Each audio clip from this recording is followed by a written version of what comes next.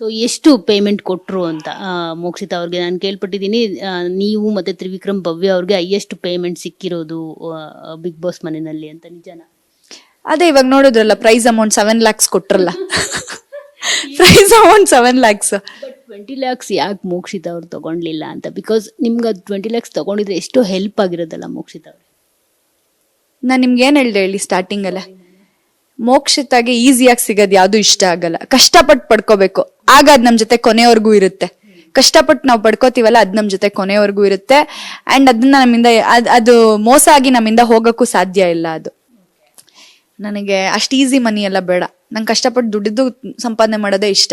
So ನಿಮ್ಮ ಆಟ ನೋಡಿ ಎಲ್ಲರೂ ಹೇಳ್ತಿರೋದು ಅಂದ್ರೆ ಇದ್ರೆ ಹೆಣ್ಮಕ್ಳು ಈ ತರ ಇರ್ಬೇಕಪ್ಪ ಅಂತ, ಸ್ವಾಭಿಮಾನದಿಂದ ಇರಬೇಕು ಅಂತ ಹೇಳ್ಬಿಟ್ಟು.